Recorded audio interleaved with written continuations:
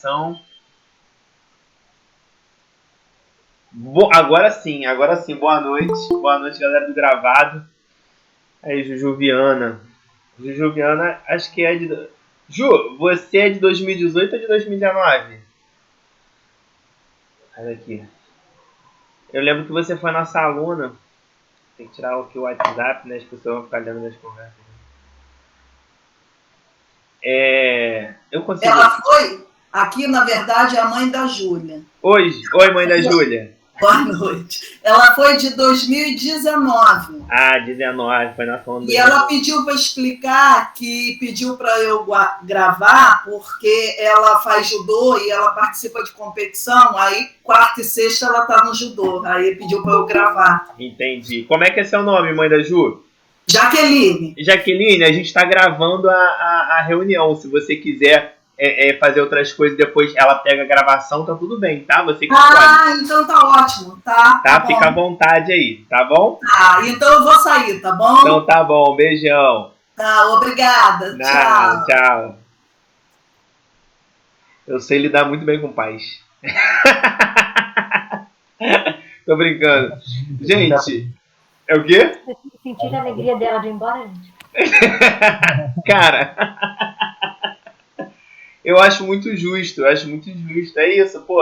Cara, agora ela pode ver as novelas dela, pode ver, sei lá, Netflix, pode dar uma volta. Dar uma volta não tá chovendo, né? E tem pandemia.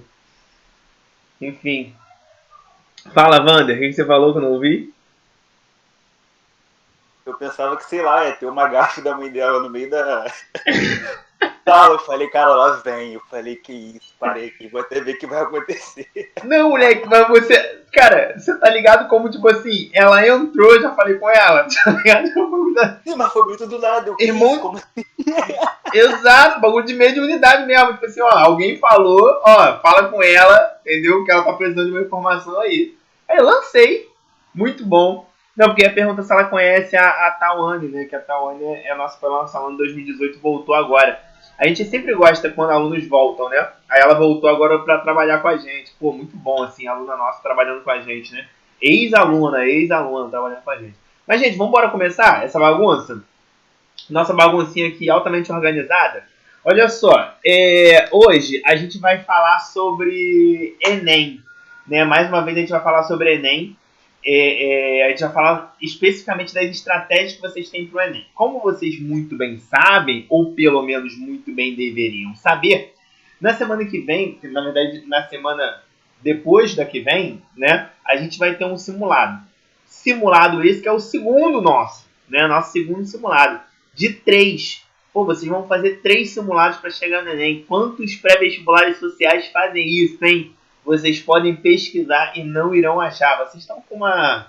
Vocês têm uma equipe de professores diferenciada, né? Vocês sabem disso. A gente está fazendo de tudo para que vocês estejam aí preparados para o Enem e consigam entrar na universidade com louvor, com tranquilidade, sem desespero, entendeu? Sem ter problema no dia do Enem. A gente quer preparar vocês para que vocês estejam o mais preparados possíveis.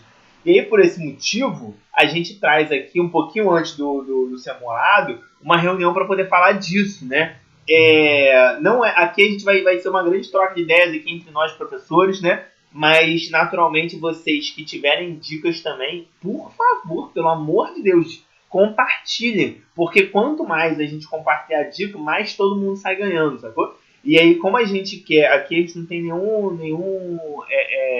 a gente não estimula a competitividade, pelo contrário, a gente estimula que os alunos se ajudem a passar, sacou? Esse é o grande objetivo, é isso que a gente quer, que todo mundo passe junto. E aí, vamos lá então.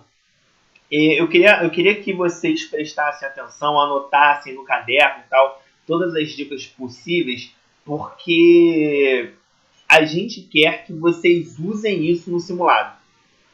Tá ligado? A gente quer que vocês usem isso no simulado. Porque aí vocês vão ver, tipo, ó, isso aqui realmente faz sentido pra mim, isso aqui não é bom e tal. E começa a criar as estratégias de vocês. Vou contar uma história pessoal, tá? Uma história minha de 2013. O ano era 2013, eu não tinha passado no terceiro ano e resolvi fazer pré-vestibular. Quando eu fiz pré-vestibular, na época eu queria passar para engenharia de produção, né? Um curso muito concorrido. Na época que eu fui fazer o pré-vestibular, eu ia tentar o vestibular mais uma vez, eu fui conversar com um amigo meu. E aí, quando eu fui conversar com esse meu amigo que tinha passado para engenharia de produção na UF, né? Eu cheguei para ele e falei assim, cara, e aí, como é que foi que você fez? Tipo, você estudava várias horas por dia? Ele falou assim, cara, na verdade eu estudava bastante, mas eu não fui essa pessoa que estudava, tipo, 12 horas por dia, 15 horas, que nem esses caras que estão falando no YouTube, em rede social, que faz, sacou? Eu não fazia isso, não. Na verdade, eu estudava as estratégias da prova. Eu falei assim, como assim? Como assim? E aí, tipo, ele foi falando as paradas, ele foi me ajudando ali na forma como eu deveria estudar, na forma como eu deveria fazer a prova, e eu fui percebendo que as coisas que ele falava não eram exatamente sobre o conteúdo. As coisas que ele mais falava eram sobre estratégia de prova. E aí, eu acho que ele já tinha entendido que o conteúdo eu tinha. Sacou? Eu não passei, não deixei de passar no vestibular por falta de conteúdo. Sacou? Eu estudei muito no meu terceiro ano, muito, muito, muito mesmo. Fiz resumo, fiz prova, fiz dever, assisti aula, tudo que poderia fazer eu fiz. E aí ele começou a me dar algumas dicas de como fazer estratégia de prova. E aí eu comecei a prestar bastante atenção, anotei tudo que eu poderia fazer. E aí, quando chegou no horário nos dias das provas mesmo, cara, eu tava eu sabia tanto de como fazer as provas, tanto da UERJ quanto do Enem, que eu tirei notas altas nos dois vestibulares e consegui passar, sacou? E assim, isso ficou tão forte na minha mente que depois eu larguei engenharia em 2016, fiz o vestibular de novo em 2017, ou seja, 4 anos depois. Fiz o vestibular de novo em 2017 e eu tirei A na UERJ de novo, só que sem estudar. Tipo, por que eu tirei A na UERJ de novo, só que dessa vez sem estudar? Pelo fato de eu entender como é que funcionava a prova da UERJ, sacou? Então, da mesma maneira o Enem, assim, se eu fizesse o Enem hoje, eu provavelmente não iria mal. Por quê? Porque eu entendo como o Enem funciona, sacou? E o objetivo da aula de hoje é compartilhar esses conhecimentos que eu tenho pouco, Léo tem um pouco, Paula tem um pouco, Isabela tem um pouco, e vocês também têm um pouco, né? E se todo mundo compartilhar conhecimento, naturalmente todo mundo ganha. Essa é a grande questão, é isso que a gente está procurando aí no dia de hoje, né? Como vocês sabem, a redação do Enem ela é dividida em áreas, né? Existe a área da redação, que é aquela em que a galera normalmente ganha mais ponto, né? Principalmente aqui no Rede Educativa é onde a galera ganha mais ponto, né? Não porque eu sou professor, não é isso que eu estou falando, mas é porque é a parte que é mais, entre aspas, tranquila de se tirar uma nota 800, 900, né? Apesar de vocês não acreditarem normalmente, né? Mas é a parte mais tranquila. E tem as outras 4 áreas, que são divididas em humanas, natureza, português e matemática. Português e matemática, elas estão sozinhas e cada uma tem 45 questões. Enquanto natureza é dividida entre biologia, física e química, cada uma tem por volta de 15 questões atualmente, né? Antigamente era mais biologia, mas hoje em dia está dividido 15, 15, 15, correto, Paula? É porque hoje em dia tá. É mais ou menos isso por causa da interdisciplinaridade. Tem algumas questões que não tem como dividir assim o que é muito junto, é tudo muito misturado para dividir assim certinho. Então fica mais ou menos assim, umas 14, 15, 16, se contar essas questões interdisciplinares. Ah, entendi. Sim, beleza. E na parte de humanas fica o quê? História, geografia, sociologia e filosofia. Certo, Rafael? Você que é da área da humanas. São essas 4 áreas, correto? Isso mesmo, certinho. Isso. Então, perceba que o número. E aí, além disso. Na parte de português, esqueci de falar. Dentro da parte de português são 40 questões de português. 5 questões são de língua estrangeira: português, espanhol, francês, acho que é isso, né? Você pode. Inglês, espanhol e francês. Você pode escolher uma dessas 3 aí para você conseguir fazer a prova. Ou seja, são 180 questões mais uma redação. Tá, beleza. Chegou no dia da prova, você vai é francês? Eu não sei, eu acho que é francês. Eu acho que não é só inglês e espanhol, não. Ou estou confundindo com a UERJ. A UERJ tem francês, né? A UERJ tem francês, o Enem não tem, então esquece que eu acabei de falar. É inglês e espanhol, você escolhe uma das duas, tá? Francês é da UERJ, pelo amor de Deus. É porque eu quase não tenho, não tenho contato, né, com as questões de múltipla escolha aí, eu esqueço, né? Antigamente eu sabia essas coisas. Mas enfim. E aí, tipo, quando você for começar a fazer, no primeiro dia, você vai estar dividido aí entre, no primeiro final de semana, no primeiro domingo, que é no dia 21 de novembro, você vai ter que fazer uma redação, a prova de humanas, que é História, Geografia, Sociologia e Filosofia, e a prova de português, que é 40 questões de português e 5 questões de língua estrangeira. Beleza. Então você tem aí 90 questões para fazer mais uma redação. E aí por onde começa? Começa pela redação. Ah, meu Deus, eu que treinei o ano inteiro, começo pela redação? Então, você pode até começar, mas eu não indicaria não. Não indicaria. Porque qual é a questão? Qual é a grande questão aqui? Você, quando entra na prova, você dá quantas horas sem estudar, sem fazer uma questão? Por pelo menos aí uns 2 dias. Entendeu? A gente não faz aulão sábado, porque a gente não acredita nisso. Então, tipo, pelo menos até sexta-feira você está sem estudar. Vamos dizer que você parou de estudar na sexta-feira à tarde. Aí você entra no Enem e começou a prova 1h30 da tarde. Cara, você está praticamente 48 horas sem estudar, sem fazer uma questão, sem fazer nada. O seu cérebro está frio ainda. Ele está frio. O que você precisa fazer? Você precisa aquecer o teu cérebro. É tipo um motor de carro, tá ligado? Então, tipo, se você tá um tempo sem andar com o carro, a hora que você liga o carro, o motor, ele começa a esquentar. Mas, Matheus, eu não ando de carro, não interessa. Isso você entende. Que o motor ele vai esquentando, até que tem um momento que ele fica quente, você vai andando, enquanto você vai andando ele fica mais quente. E aí, o seu cérebro, enquanto ele está frio, ele tem maior capacidade de errar. Entendeu? Ele tem uma maior capacidade de errar. Esse iniciozinho de prova, em que você está nervoso, muito nervoso, ansioso, você está tudo de ruim. Além disso, o seu cérebro está frio, é uma parte muito ruim para você fazer uma coisa muito importante como redação. Qual é o outro momento que é tão ruim quanto? O final da prova. Por quê? Porque você está cansado.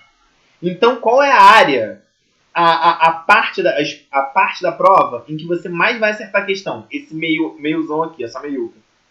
Essa meiuca é onde você mais vai acertar a questão e onde melhor você vai fazer a sua redação. Entendeu?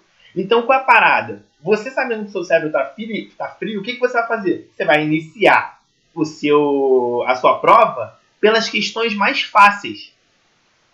Tu não vai dar o mole de eu quero a questão de português mais difícil, me dá mais difícil que eu vou fazer. Não, pelo amor de Deus, não vai fazer isso. Entendeu? Então você vai pegar, tipo assim, pegou a questão, tá, não consegui fazer, próximo, tá, não consegui fazer, próximo. Chegou nessa terceira aqui, opa, essa aqui é facinha. Flow. Foi. Faz pelo menos umas 5 bem tranquilas, que você considera muito tranquilo. Entendeu? Depois você começa a fazer as outras coisas. Por quê? Teu cérebro já esquentou. Você, teoricamente, já acertou 5. Como é que tá seu emocional? Sua autoestima? Tá lá em cima. Entendeu? Você tá preparado. E agora pode vir 10 Enems que você vai fazer. Entendeu? É esse tipo de confiança que você... A cara da Paula. É esse tipo de confiança que eu quero que você tenha. Entendeu? E, gente, eu fiz isso. Tá? Eu fiz isso. Eu pegava sempre a primeira parte da prova, fazia 15 questões que eu achava mais fácil. Depois eu ia fazer a redação. Então, o que eu te indico? Faz aí 5, 10, 15 questões, você que vai escolher, sacou? Depois faz a redação e depois começa a fazer as questões. Sacou? Eu acho que isso aí é o ideal. Léo, Paula, Isabela, Rafael, o que vocês acham disso? Eu acho isso bom. Eu lembro que quando eu fiz a minha, eu fiz, e aí conforme eu ia fazendo a prova, se eu tivesse alguma ideia, alguma coisa assim para mudar durante colocar mais algum argumento, trocar algum argumento, eu voltava, porque eu só passei a limpo no final da prova. Eu fiz a mesmo, foi lá no finalzinho da prova. Agora eu não lembro se foi antes ou depois de preencher o cartão resposta, mas esse de passar a limpo mesmo, eu deixei pro final, assim. Mas aí eu construí nessa meiuca. E depois que eu passei a limpo, já mudando algumas coisas, que eu já tava mais fresca, já tinha acabado tudo, eu falei assim, agora já dá pra apagar as coisas pra passar limpo. Eu fiz mais ou menos igual a Paula. Eu fiz a redação no início e fui alterando ao longo da prova. Eu pensava, alguma coisa eu posso alterar e ia revisando ao longo da prova. E é isso, se eu fosse adicionar alguma coisa, eu só ratificaria que, brother, não faz a redação no final. É melhor, sabe, se você for se embolar na redação, não pode faltar tempo para redação, irmão. Não tem como. É muito importante. Tem faculdade que dá peso 2 para redação, sacou? Eu não gosto nem de falar isso, porque o ego do Matheus, ele vai inflando, né? Eu falo que redação é importante. O Matheus, ele quase vai voando, assim, de quanto tanto que ele vai inflando o ego dele. Mas é isso. Às vezes tem que falar. Quando chega perto do Enem, não tem pra onde correr, né? Tá bom, Matheus, a redação é um pouco importante, assim. Quase chega na importância da matemática. Quase, ele tá, falta um pouco. Mas é isso, cara. Não deixa pro final, é muito importante, sacou? Vai que é um tema que te confunde, então faz mais pro início da prova mesmo. Vai que você tem que gastar um tempo a mais. Não deixa pro final, só ratificaria isso mesmo. Eu sou da ideia de que você deixa pro final aquilo que você sabe que você não sabe fazer muito bem ou que você realmente não sabe o que é. Porque se você errar, provavelmente você já ia errar mesmo, né? Então, já foi. E deixa pro início, acho que você tem condições de realizar e que você tem um entendimento ali da matéria. Exatamente, exatamente. O Léo, ele tem uma certa inveja da importância de matemática. Então, eu nem fico discutindo isso não, entendeu? Entendeu? A importância que tem em redação, eu nem fico discutindo. Entendeu? Todo mundo sabe, entendeu? Mas, gente, brincadeira da parte, 10 em cada 10 pessoas que deixam a redação pro final não passam no vestibular, tá? 1.000 em cada 1.000 pessoas, 10.000 em cada 10.000 pessoas, a estatística que você quiser fazer. Pessoa que faz redação no final não passa, entendeu? É regra, isso aí é regra. Ah, mas o meu primo fez e passou. O seu primo mentiu pra você. Ele só queria jogar na tua cara, tá? Que ele é melhor do que você, mas é mentira. Ele não fez a redação no final. Porque não se faz redação no final, tá? Isso aí é a fórmula do fracasso. É a fórmula mesmo. E aí, enfim, muito lembrando que assim a estratégia que vocês vão utilizar para poder fazer a prova é uma estratégia pessoal, sacou? É uma estratégia pessoal, né? A gente está dando aqui coisas que a gente viu. Eu particularmente já conversei bastante com várias pessoas que fizeram vestibular, né? Então eu fui pegando estratégias minhas e fui pegando estratégia de outras pessoas também. Né? Então é uma área que eu gosto muito e eu realmente conversei com muita gente para poder ver quais eram as estratégias melhores, né? Porque é isso. Eu acho que isso faz muita diferença mesmo, sacou? Faz muita diferença entre você passar ou não no vestibular. Então, relembrando, né? Não deixa a redação pro final. No início da prova, faz as questões que você considera mais fáceis. No final da prova, faz aquelas questões que tu não estava conseguindo de jeito nenhum fazer ao longo da prova. Deixa essas questões pro final. E aí vem uma grande questão, assim, tipo, muito, muito, muito, muito, muito, muito importante. O Enem...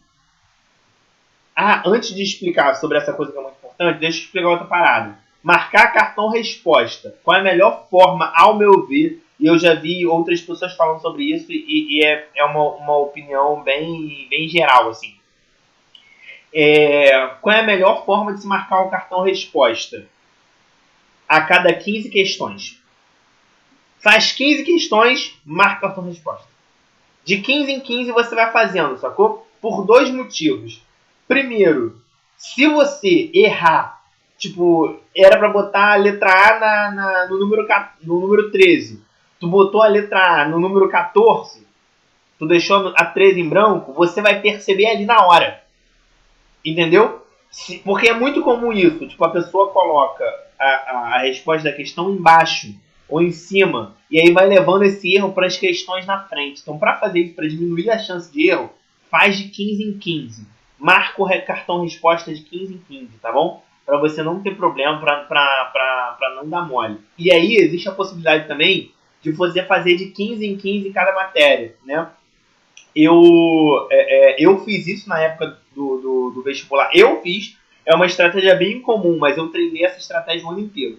Que é a estratégia de, na minha época, era... era a minha... A minha... Ai, meu Deus, me perdi com a Alexa falando aqui.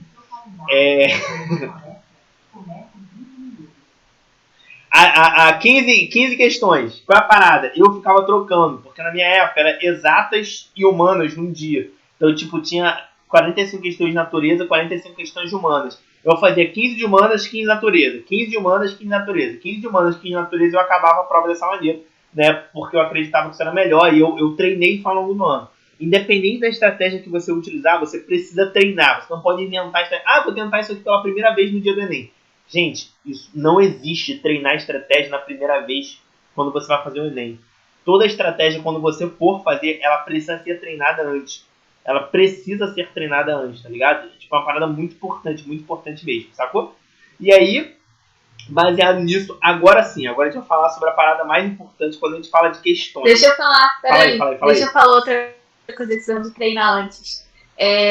Precisa treinar também, gente, o tempo de prova. Por isso, no simulado, quando a gente fala que para você tirar um dia para ficar sentado, estudando e fazendo as questões do simulado, aquele tanto de tempo, igual o Enem, porque você também tem que pensar nas de horas que vocês precisam ficar concentrados fazendo as questões do Enem. Se você justamente treinar isso antes, ver lá na hora só como é que é, também vai dar errado. Vai chegar lá no final, vocês não vão estar aguentando mais raciocinar. E são duas coisas diferentes, né?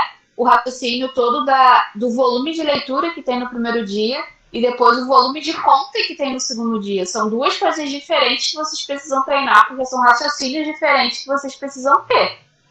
Então, para além também do que o Matheus estava falando, né, de treinar estratégia, treinar esse tempo de concentração que vocês precisam ter para as questões. Eu não sei se a gente vai ter tempo de falar, de repente, de alguma coisa da matéria específica. Eu acho que talvez poderia dar uns 5 minutinhos para isso no final. Mas essa questão que a Paula falou da leitura é muito importante. Por exemplo, na questão da prova de humanas, a gente tem textos que são grandes. E se a pessoa que passa, sei lá, o ano inteiro sem ler nada, chega no Enem e vai fazer a prova, ela acha, obviamente, aquilo cansativo. Aí chega no final, não sabe nem o que leu no começo, vai ler a pergunta, se perde. Então, se possível, treinem essas questões que tem bastante texto. O texto na prova de humanas não é para atrapalhar, geralmente é para ajudar. Então, vai lendo, tentando manter esse hábito ao longo do ano, para quando chegar na hora do Enem, você já não acha isso uma coisa cansativa. Para que você consiga fazer a prova assim, com a cabeça mais fresca. É isso aí, galera. É isso aí mesmo. Tudo precisa ser treinado. Tudo, assim. O Enem não é uma prova de improviso. Não é. Alguém aqui, por exemplo, se você for correr uma maratona, é sempre o exemplo que a gente usa. Né? Todos os professores usam esse exemplo. Se você for correr uma maratona de 42 km, vai acordar um dia e vai começar a correr? Não. Você precisa treinar resistência durante 1 ano, 2 anos, sei lá quanto faz que eu nunca treinei nem nunca vou treinar para correr uma maratona. Mas para você correr uma maratona de 42 km, gente, não se faz isso do dia para a noite. Da noite para o dia. Não se faz. Você tem que ir treinando a estratégia, treinando a resistência, treinando tudo. Então você tem que estar sempre simulando o dia do Enem na tua vida, tá? O dia do Enem tem que ser uma constante na tua vida, sacou? Treinar sempre que der, sacou? Uma vez por mês, pelo menos uma vez por mês você tem que treinar, fazer novas questões e por aí vai, botar o tempo de redação 1 hora, botar o tempo das questões em 4 horas e meia, você precisa treinar isso, sacou? E agora a gente vai entrar na parte que é mais importante, e aí eu me sinto mó hipócrita falando disso, porque eu sou de redação, mas a gente vai falar sobre a teoria de resposta ao item. Em redação não tem TRI, né, o famoso TRI. Isso serve para as questões. Mas a questão do TRI, como explicar uma coisa altamente complexa de forma simples? Eu realmente não sei. Mas olha só, as questões do Enem, ela não tem, por exemplo, que nem na UERJ, uma equivalência de pontos. Acertei uma, vou ganhar 1 ponto. Acertei 2, vou ganhar 2 pontos. Acertei 40, vou ganhar 40 pontos. No Enem não é assim. No Enem, a nota de cada questão está relacionada, a nota está relacionada a quanto as pessoas acertaram. e quanto as pessoas erraram. Entendeu? Tipo assim, existe quando o Enem vai fazer um banco de dados, o banco de questões, aí tá lá as 180 questões. Essas 180 questões, elas já estão definidas como fáceis, médias e difíceis. Já manda. Só que isso é confrontado com o número de pessoas que acertou ou errou. Concorda comigo que o número de pessoas, se 100 pessoas fizeram uma questão e 80 pessoas erraram, concorda comigo que essa é uma questão difícil? Comparada a uma que 50 acertaram e 50 erraram? Tipo, a dificuldade, existe já um nível de dificuldade pré-definido, mas ela é confrontado com o número de pessoas que acertam ou erram aquela questão. E aí, qual é o ponto que vocês precisam entender? Quanto mais a pessoa erra e você acerta, mais ponto você ganha. É por esse motivo que as notas de português são baixas e as notas de matemática são altas. Se você acertar 35 questões em português, sua média vai, sei lá, para 700. Se você acertar 35 em matemática, sua nota é 800 e igual. Estamos falando aqui sobre uma verdade, tá? Isso aqui é um fato. Por quê? Porque o número de pessoas que acerta em português é um número muito alto, comparado à matemática. Então, por exemplo, as notas das quatro áreas sempre será maior a matemática. Sempre, sempre, sempre. Por isso que a grande estratégia, e aí agora o Léo vai ficar muito feliz, a grande estratégia é você dar muita atenção à redação e à matemática. Primeiro, redação é o que mais te deixa perto do 1000. Segundo, matemática as pessoas erram muito. Então, se você acertar bastante, você ganha muito ponto. Eu, por exemplo... Não é a primeira matemática, é a primeira redação. As ideias. Se você... Eu, por exemplo, em 2013, eu acertei 38 das 45 questões de matemática. 38 de 45. A minha nota foi quase 880. Tá ligado? Foi quase 880. Eu tirei quase 900, só errando 7. Tá ligado? É isso, assim, é disso que a gente tá falando. Um amigo meu acertou 41 questões. Ele tirou, 930, uma parada dessa assim. Entendeu? Gente, matemática dá muita nota. Um amigo meu, no mesmo ano, ele acertou 40 questões em português, 40 questões em humanas. Ele tirou 700 em português, 750 em humanas. 40 questões. Por que isso? Porque as pessoas tendem a acertar mais nessas áreas. E aí, normalmente eu vejo muitos alunos falando assim, não, eu vou prestar mais atenção na minha específica. Isso é importante, mas você não pode deixar de lado o fato de que matemática, das 4 áreas, é que mais vai te dar ponto, independente da tua área. Porque se tu quer direito, concorda que a galera do direito, todo mundo vai pensar assim, vou estudar português e humanos? Então é isso. Das 90 questões que tem de português e humanos, a galera vai acertar 70, 80, 60, sacou? Quantas questões vão acertar em matemática? 15. Então, se você que quer direito, você acerta 30 em matemática, melhor dos mundos. Tá ligado? Tua nota tá muito acima de todas as pessoas que querem direito. Por quê? Porque você, na humana e no português, você tirou a mesma nota, só que seu diferencial ele foi em matemática. Sacou? Cara, isso é uma dica de ouro, assim, muito importante mesmo. Independente do curso que você quiser, matemática é importante. Não deixe de estudar para sua específica, óbvio, mas matemática é um diferencial. Certo? Quer falar alguma coisa, Léo, depois desse grande elogio que eu fiz aí da tua matéria? Não, eu acho que você não merece elogios por falar a verdade e não ficar enganando os alunos sobre redação. Eu acho que é justíssimo, acho que não poderia ser diferente, inclusive, do que você fez. Mas é isso aí, não acho que não tem nada, não faltou nada não. Concordo e assino embaixo. Paula, Isabela, Rafael, algo? Beleza. E aí a gente veio para uma questão, provavelmente, para algumas pessoas que são de humanas, a minha fala acabou de gerar um desespero. Mas agora eu vou apacentar as ovelhas, vai ficar todo mundo tranquilo, de boa. Por quê? Olha só, vem comigo. No Enem, são 45 questões de matemática. Não existe exatamente uma noção de quantas redações são fáceis, quantas questões são fáceis, quantas questões são difíceis, quantas questões são médias. Mas uma coisa nós podemos te garantir. O número de questões difíceis é pequeno. Não chega a 10. A maioria das questões é fácil ou é média. Aí tu vai falar assim, pô, que vida boa. O que eu preciso fazer então? E aí eu te digo categoricamente com tranquilidade. Acerte somente as fáceis. Se tu não é de matemática. Independente da área, acerte as fáceis. Olha só, o Enem ele tem uma forma de pensar assim. E agora eu vou te convencer. Olha só.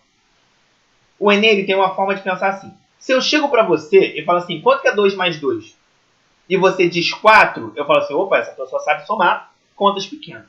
Aí eu vou falar assim, quanto que é 4 mais 1002? Aí tu vai falar assim, pô, 1006. Aí eu falo, porra, legal.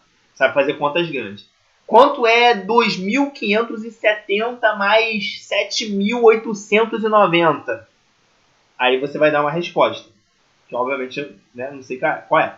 Mas tipo assim, aí você vai dar uma resposta. Aí eu vou falar assim, cara, essa pessoa sabe fazer soma no fácil, sabe fazer soma no médio e sabe fazer soma no difícil. E aí eu te faço uma pergunta. Se você erra fácil, erra média e acerta difícil, qual é o meu pensamento sobre você? Você chutou. Você concorda comigo? Que é questão de múltipla escolha. Tu acertou a fácil, 2 mais 2, tu não sabe fazer 2 mais 2. Você não sabe fazer 4 mais 1002. Mas você sabe fazer 2.570 mais o outro número aí que eu falei? Cara, você claramente chutou. Então, se o Enem entende que você chutou, o Enem vai te dar mais ou menos ponto? Vai te dar menos. Porque isso não é um conhecimento que é teu. Ou seja, se você acertar as questões tipo 2 mais 2 e as questões tipo 4 mais 1002, gente, a nota de vocês vai subir muito. Porque o Enem vai entender assim, essa pessoa sabe somar, mas quando a dificuldade é muito alta, aí tudo bem, ela meio que erra. Mas pô, ela sabe somar. Então, qual tem que ser o seu foco? Quando você fizer as 180 questões, o seu foco tem que ser em acertar as fáceis. Pô, mas e quando tiver uma difícil e eu não conseguir fazer? O que você vai fazer? Sair dela. Deixar para o final da prova. Gente, o que eu tô falando é literal. É literal. Você não pode errar as fáceis nunca. E você vai deixar as difíceis pro final da prova. Você vai pular. Estou lendo aqui essa questão 42. Essa questão 42 é muito difícil. Não consigo fazer. Vai para a 43. É literalmente isso. A gente está dando a chancela aqui de que você pode pular a questão.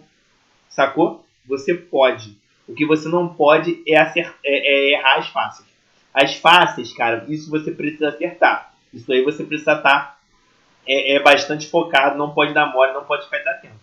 Ou desatento. Certo? Gente, isso aqui que eu tô falando é tipo assim, ter esse conteúdo faz total diferença entre passar e não passar. Papo 10. Total diferença. Total mesmo. Saco? Certo, Léo? É isso. O Léo é da matemática, ele estuda isso, inclusive. Então. É isso aí mesmo. Não pode errar as fáceis não, cara. Tem que acertar. Não adianta nada, sacou? Focar nas difíceis achando que vai ganhar mais pontos porque vai fazer... eu vou fazer essa questão aqui de função trigonométrica com logaritmo. Nossa, vou ganhar 200 pontos nessa questão. Errou rude. Não vai não. Mas existe um outro ponto. Tu acertou a questão fácil, tu acertou a questão difícil. E se tu acertou a questão... Se acertou a questão fácil, a média e a difícil, sabe trigonometria fácil, sabe trigonometria média, sabe trigonometria difícil, qual vai ser sua nota na difícil? Muito alta. Sabe por quê? Porque tu mostrou que você sabe o que você está fazendo. Além disso, você acertou uma questão que ninguém está acertando, só você. Então tua nota é muito alta naquela questão. Deu para entender? Só que é isso, você só pode acertar a questão difícil caso você acerte as fáceis. Então, qual vai ser o foco no Enem? Acertar a questão fácil. Tá, o que você vai fazer no dia 21 e no dia 28? Acertar a questão fácil. Questão fácil, questão média. A difícil, deixa pro final da prova. Tá bom? Isso é muito, muito, muito importante, gente. Muito importante mesmo.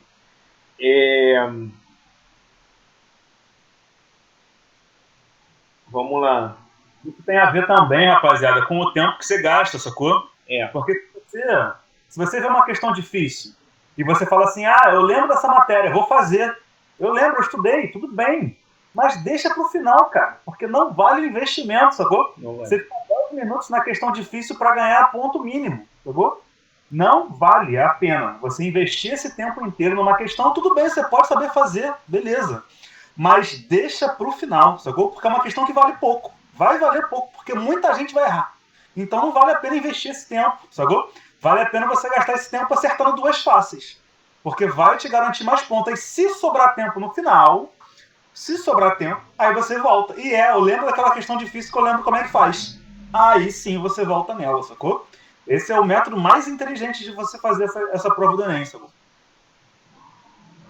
Com certeza. Paula, Isabela, Rafael, algum comentário interessante? Sobre matemática, absolutamente nenhum. Sobre isso, não. Mas eu gostaria de falar uma pequena lista bem resumida, que a gente fez ano passado uma aula sobre questões em história e algumas dicas para as pessoas conseguirem acertar questões de matéria. Então eu vou falar bem rapidamente, sucintamente sobre isso. 5 segundos mesmo. Primeiro, gente, lê atentamente a pergunta. Geralmente tem pegadinha, vocês têm que ler se aquilo, por exemplo, eles botam lá uma coisa que não ocorreu, você marca o que ocorreu, ou fecha marcar o incorreto, ou o correto, ou dizer quem não fez alguma coisa, ou que não fazia parte de tal movimento social. Então, lê atentamente a questão, porque às vezes tem pegadinha, lê, relê 1000 vezes.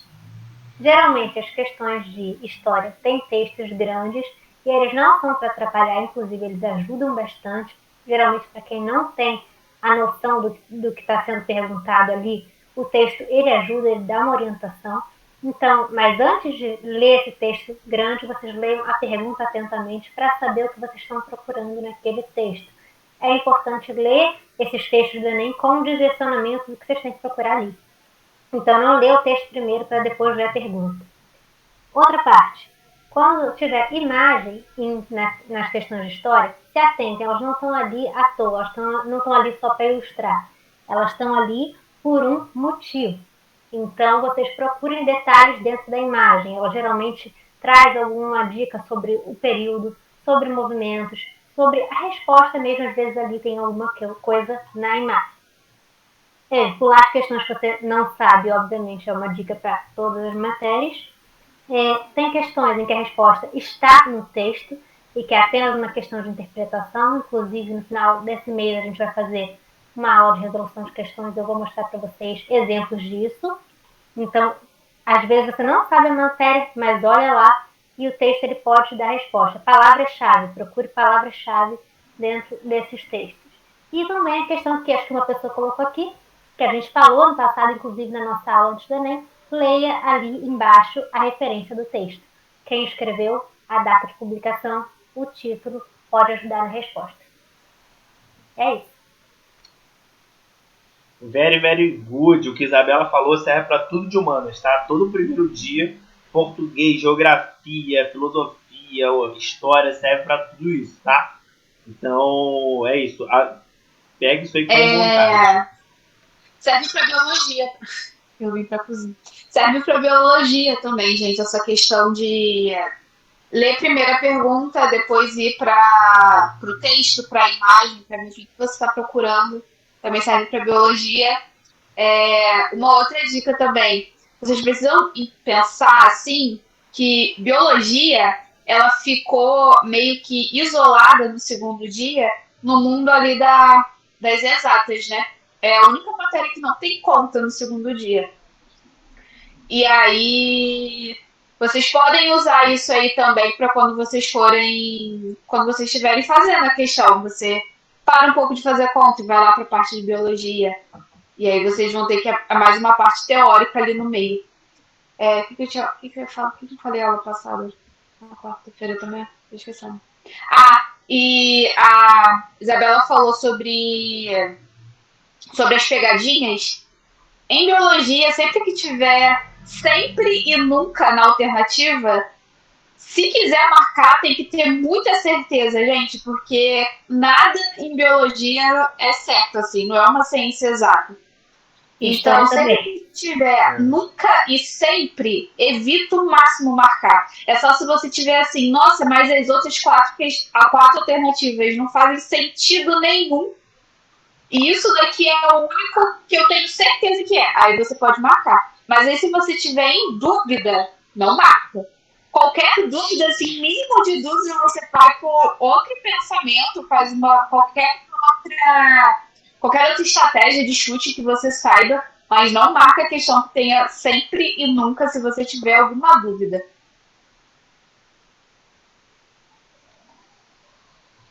Muito bom, muito bom. Vocês estão anotando tudo isso no caderno de vocês, né? Pelo amor de Deus, né? E agora a gente vai falar sobre o grande momento. Esse momento. O momento mais esperado por todos os alunos. Aquele momento em que os professores ensinam os alunos a chutar. Oh, que delícia! Meu Deus do céu! Aí, para a gravação aí, Matheus, porque se o sindicato ouvir a gente falando isso, acho que dá merda, moleque. Para a gravação, na moral.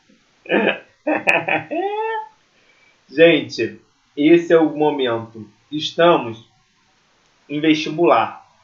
O que interessa no final é o número de questões que você acertou e os pontos que você ganhou. É isso. Esse é o mundo que a gente vive, né? Esse é o mundo que a gente vive. Primeira dica.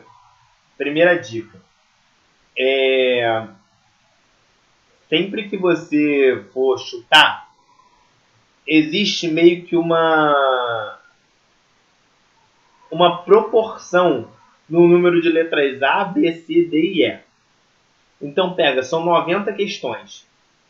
Se você dividir as 90 questões por 5, você tem por volta de 18 questões. Por volta de 18 questões A, 18 questões B, 18 questões C, 18 questões D, 18 questões E. Por volta.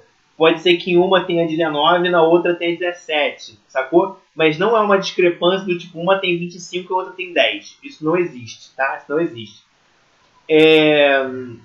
Então, a diferença é baixa, o desvio padrão ali ele é pouco, sacou? A margem de erro é baixa. Então, o que acontece? Se você chegou no final da prova, tem 5 questões, e tu viu que falta 5 letras B, marca tudo letra B e vai embora. E, gente, falo com tranquilidade. Eu já acertei uma questão assim, no vestibular da UERJ. Falo com tranquilidade, assim, sem medo de errar. Eu tirei, enfim, foi uma questão a mais, eu ia tirar de qualquer jeito. Mas, tipo assim, eu acertei 44 questões, eu que fiz. A 45, a 45ª, eu acertei chutando. Gente, isso faz uma diferença se você tirar B e A, C e B, tá ligado? Isso faz diferença se você passar no Enem ou não. Sacou? Isso faz diferença. Então, assim, pode ir nessa que vai dar certo, sacou? Pode ir nessa que vai dar certo. Léo, outras dicas aí de chute? Acho que basicamente é isso mesmo, né? Fazer essa esse levantamento, né? Vamos dizer assim. Contar quantas você marcou, né? Chegando ali no final de prova, chegando você sabe que não vai dar tempo de fazer as que restam. Faz essa contabilidade, faz esse levantamento. Se você já viu que você marcou 20 letras B, brother, você não vai marcar mais B. Não vai marcar mais. Não vai. Se você tiver, pode riscar da tua prova. A B assim não é nenhuma mais, não é. Você vai chutar entre as outras, sacou? E aí na questão que você vai chutar, tô em dúvida entre a B e a C, marca C. Tô em dúvida entre a B e a A. Apesar de ser proibido também chutar A, né? O Matheus já falou disso também.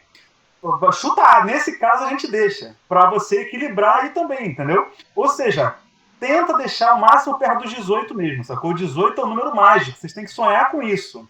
Deixar tudo ali perto dos 18.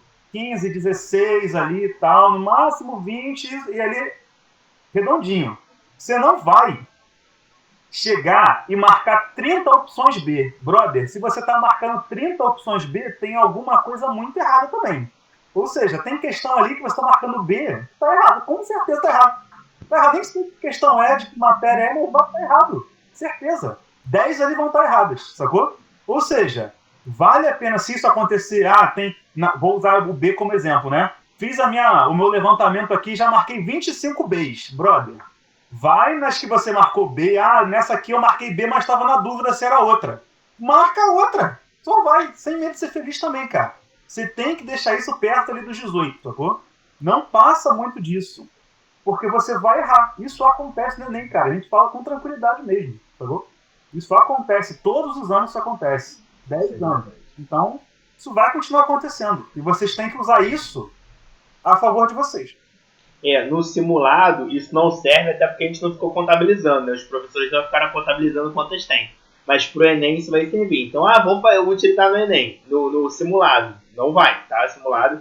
Essa dica é para o dia do Enem, que eles fizeram a conta e a gente não fez, tá? A letra A, você pode achar que a letra A é porque está em ordem alfabética, né? A, B, C, D, E. Na verdade não é. A letra A é para os ansiosos, tá? A letra A vem daí. É uma sigla, na verdade. Olha só. Letra A é para o ansioso. Existe uma coisa muito comum entre toda questão do Enem, ela tem uma lógica. Tem mais 5 minutos de chamada. Tá? Vai ser isso. A última coisa que eu vou falar, a gente fecha a reunião. Aí deixa para todo mundo falar, os professores falarem, depois a gente fecha. Toda opção no Enem, ela tem uma lógica. Então, são 5 opções. A, B, C, D e E. Cada uma delas existe uma lógica, tá? Não tem número aleatório no Enem. Existe uma lógica certa e existem outras 4 lógicas erradas. Uma lógica está certa, as outras 4 estão erradas. E aí o que acontece? Que tipo de lógicas são essas? Quando a pessoa que vai fazer a questão e manda para o Enem, ela faz assim, tipo, o aluno, em vez de ele dar 5 mais 5, ele pode ler 5 vezes 25 e 5 vezes 5 e botar como resposta 25. Aí tá lá, letra A, 25, sendo que na verdade era para você fazer uma conta de soma, que é 5 mais 5. A resposta certa está na letra C, número 10. Entendeu? Só que você que é ansioso, tu leu 5 vezes 5, 25, plá, letra A, 25. Você caiu que nem um patinho. Olha só, para marcar letra A, vai marcar letra A com tranquilidade. Não vai marcar letra A na ansiedade, porque letra A é para pegar, entendeu? Para pegar a gente. Ou seja, o Enem tem pegadinha? Não tem. Por que o Enem não tem pegadinha? Ele tem pergunta capciosa. Que é a pergunta que fala assim, parece que vai ser de um lado aqui, na verdade não vai ser.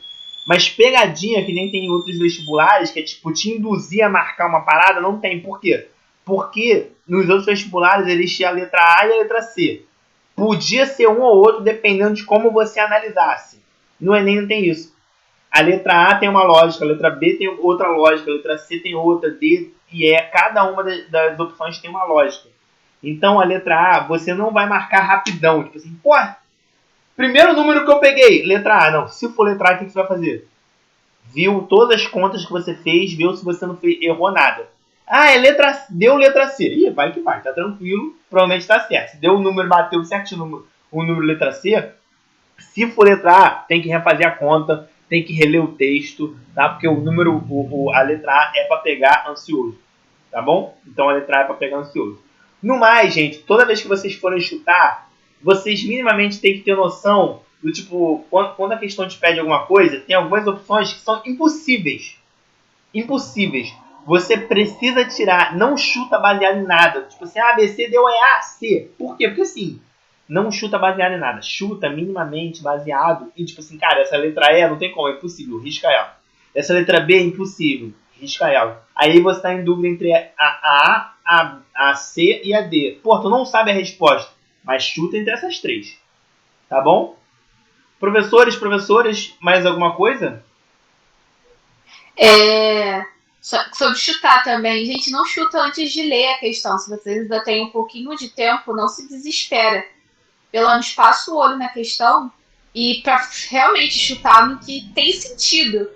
que tem algum sentido por trás daquilo. Mas se você deixar lá no final e não tiver tempo mesmo, fica mais complicado isso. Então, o ideal é você pelo menos ler a questão antes de escutar. Elimina os impossíveis para aumentar a chance do chute certo. É isso. Gente, nosso tempo vai acabar. Beijo, tchau. Bom final de semana. A qualquer momento eu posso parar de falar. Mas é isso, bom final de semana pra vocês. Abre o microfone a todo mundo pra dar boa noite. Boa noite, valeu, gente. Tchau, Boa noite. Boa noite. Tchau, boa noite. Boa noite. Boa noite, bom simular. Bom simulado, gente. Vai acabar acho que em alguns segundos, porque eu acho que eu entrei 7-1. Valeu, rapaz. Até Não, mais. Cara, ontem a do Léo ficou mais que uma hora, Léo. Você viu isso? Ficou mó tempo gravando. Não entendi Ficou também. mó tempo rolando, assim. eu acho que vai acabar agora. Eu acho que eu entrei 7-1. Tchau, gente. Tchau. Valeu. Valeu.